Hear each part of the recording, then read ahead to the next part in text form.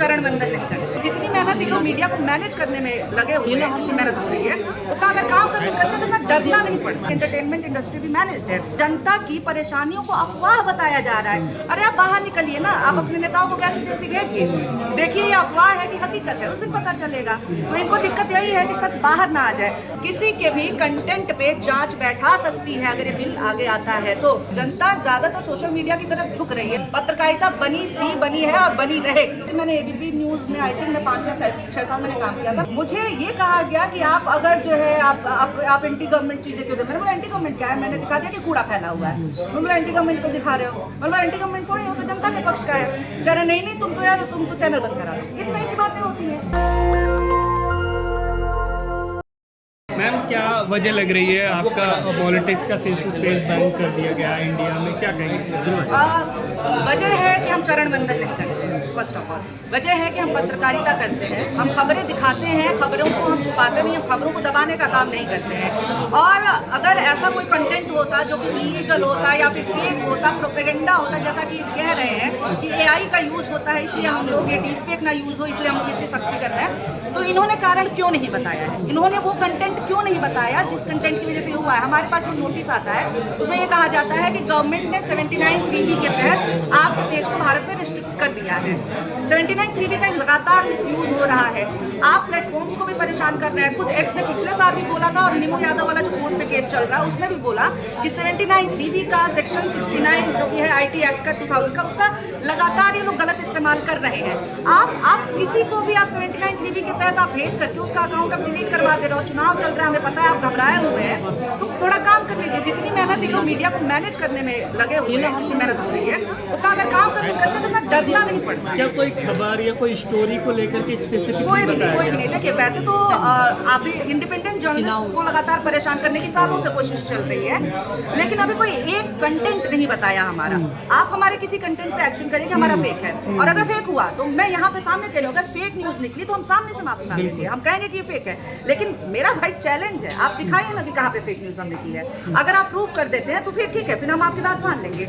लेकिन ये बिना कारण, बिना कंटेंट का नाम लिए, बिना कुछ रीजन बताए ये ऐसे कर रहे हैं क्योंकि इनको भी पता है कि कुछ है नहीं।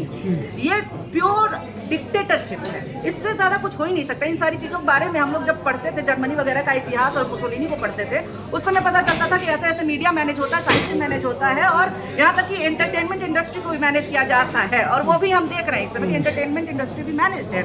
उसी तरह से अभी हो रहा है और ये बहुत दुर्भाग्यशाली। आप कहते रहिए कि सबसे बड़ा लोकतंत्र है, सबसे बड़ा लोकतंत्र। कैसा लोकतंत्र है जहाँ 6-7 साल की बच्ची का अकाउंट बैन हो जा रहा है सिर्फ इसलिए क्योंकि वो सवाल पूछ रही है?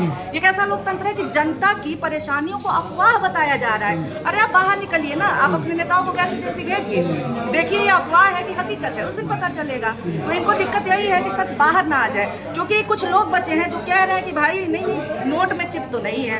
तो ऐसे लोगों को ही कुल मिला के इन लोगों को कैप्चर करना है कि अभी मुंह बंद रखो यार, इलेक्शन जीतना है। और सरकार का कहना है कि हम आईटी एक्ट के तहत कर रहे हैं ताकि देश में माहौल खराब ना हो, सुरक्षा को लेकर इस प्रकार का कि हमें ये इतनी पावर है, एक कानून है, उसके दायरे में काम। अब आईटी एक्ट में आप देखिए कि सरकार का आईटी एक्ट का किस तरह से मिसयूज कर रही है। मैं ये भी आपको बता देती हूँ कि सरकार बोलती है कि हमें कोई भी खबर अगर फेक या प्रोपेगेंडा लगती है हम आपको नोटिस देंगे, और अगर आप 3 घंटे के अंदर नहीं हटाते हैं तो हम आपका सेफ हार्बर, जो कि यहाँ पे लीगल प्रोसीडिंग्स के लिए और लीगल चीज़ों के लिए ज़रूरी होता है प्लेटफॉर्म्स के लिए, हम आपका सेफ हार्बर हटा देंगे।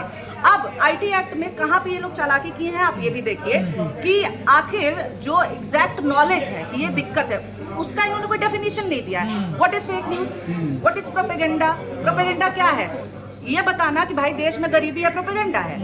अगर आप कह रहे हैं कि भाई देश हमारा हमने बहुत आगे कर दिया है और हम कह रहे हैं नहीं सर इतने गरीब हैं, उनके हिसाब से प्रोपेगेंडा है और तय करने वाले वही हैं। तो इस कानून को बदलने की जरूरत है, सुधार की तो बिल्कुल जरूरत है, लेकिन सुधार के नाम पे क्या कर रहे हैं? अगले कुछ दिनों में आप लोग देखिएगा इसको और कड़ा बनाने की कोशिश कर रहे हैं। नोटिस तो आ ही चुकी है, किसी बात की चर्चा होने वाली है, बिल आने वाला है इस पे कि हम इसको और कड़ा बनाएंगे। सरकार बिना किसी रीजन के, बिना किसी कंप्लेंट के किसी के भी कंटेंट पे जांच बैठा सकती है अगर ये बिल आगे आता है तो। बिना किसी कंप्लेंट के किसी का भी इंफॉर्मेशन ये प्लेटफॉर्म से ले सकती है अगर ये बिल आता है तो। यानी और इसमें आम लोगों को भी, आम यूजर्स को भी ये लोग इंक्लूड करना चाहते हैं। इसका सीधा सीधा मतलब यही है कि ये चाहते हैं कि इनकी गोदी मीडिया के अलावा कोई और जनता के पास नॉलेज ना पहुंचा सके। क्योंकि आप देखिए ना, आप अभी टीवी खोल लीजिए, क्या चल रहा है उसमें कि अब पुतिन को है मोदी की आस। किस बात की आस है भाई? एक तो है तो परमाणु बम की खुशियां मनाते हैं, ये वॉर मॉन्गर्स हैं, ये खून के प्यासे लोग हैं, इनको मजा आता है भाई बम गिर गया तो हमें मजा आएगा, उसका असर क्या हुआ इनको क्या पता है। ये बोल देंगे कि बहुत महान है, सब कुछ चल रहा है, ये अफवाह है। अरे मैं तो कह रही हूँ अफवाह है, तो आपके रिपोर्टर कैसे दिखा रहे हैं? उसी चैनल पे दिन में चलता है कि लोग पलायन कर रहे हैं गैस की कमी की वजह से, उसी चैनल में रात में प्राइम टाइम में एंकर बोलते हैं कि ये सब तो अफवाह है, मोदी जी को बदनाम किया जा रहा है। तो ये तो नहीं चलने वाला है ना।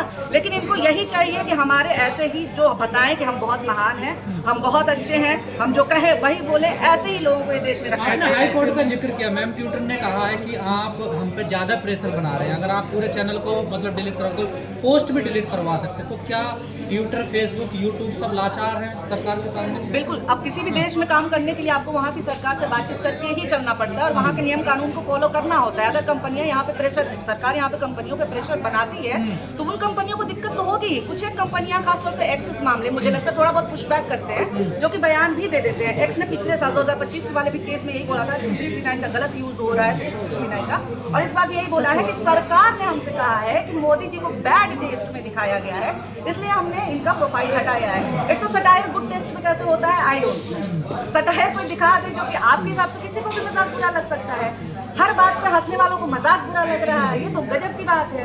तो कंपनियां तो लाचार हो ही रही हैं। अब मसला ये है कि अभी तक पॉलिटिक्स इसीलिए प्रेस कॉन्फ्रेंस कर रहा है और लगातार सारे क्रिएटर्स, चाहे वो कोई इंडिपेंडेंट संस्थान हो या फिर वो कोई इंडिपेंडेंट इंडिविजुअल क्रिएटर हो, सबसे बात क्यों कर रहा है? सब आज यहाँ पे साथ में कैसे हैं? क्योंकि इनकी ये जो रणनीति थी ना कि यार कुछ को चुप कराएंगे सब चुप हो जाए, वो बैकफायर कर रहा है। सब आ गए ना साथ में, प्रेस कॉन्फ्रेंसेस हो रहे हैं ना।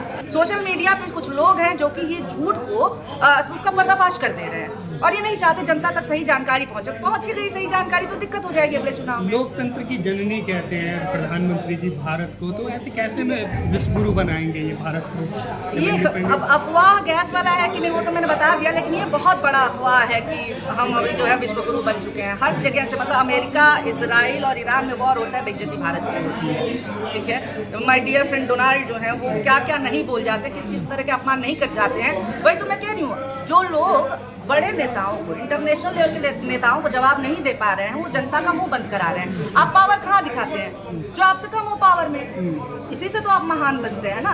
तो ये वही कर रहे हैं। इंटरनेशनल लेवल पे आपने अपनी भद पिटवा ली। ईरान जिससे कि हमारे कल्चरल रिलेशंस रहे थे, ईरान जो कि कश्मीर के मुद्दे पर 70s 80s के टाइम में, आई थिंक, मैं अभी श्योर नहीं हूँ, उस समय ईरान भारत के पक्ष में यूएन में बात करता है।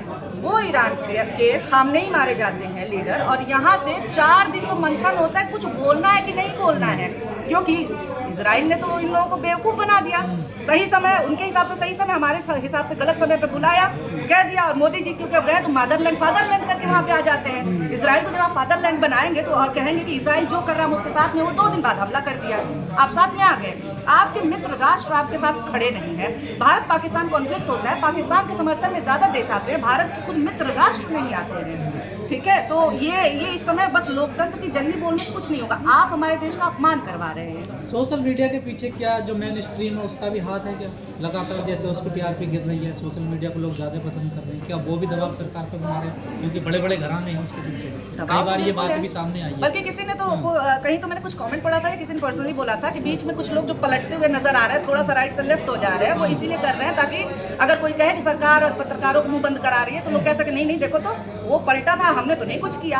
ठीक है, तो ये प्रेशर तो आ ही रहा है। जनता ज्यादातर सोशल मीडिया की तरफ झुक रही है, लेकिन अभी भी क्या, अब जैसे आप गाँवों में चले जाइए, अभी भी है कि टीवी पे आया था, हमने देखा था। अभी भी लार्जर अगर आप देखें तो पूरे कम्युनिटी लेवल पे टीवी को लेकर के अभी भी एक भरोसा है, और वो भरोसा खत्म हो चुका है, लगभग खत्म हो चुका है। जो लोग, मैं बता रही हूँ क्योंकि मैं अभी गाँव में गई थी कुछ दिन पहले, तो कह रहे थे कि हमको बहुत पसंद है लेकिन बहुत चाव चाव करती है, मतलब समझ गए, पसंद है पर बहुत हल्ला करती है, अरे ये तो खाली एक ही चीज दिखा रहे हैं, ऐसे गाँव में लोग बताते हैं। तो वहाँ पे भी जो लोग समर्थन में भी हैं, उनके अंदर से भी आ गए कि यार ये लोग तो बहुत, अब वो क्या कहते हैं कि हमने वो वाले यूट्यूब पे वीडियो देखा था।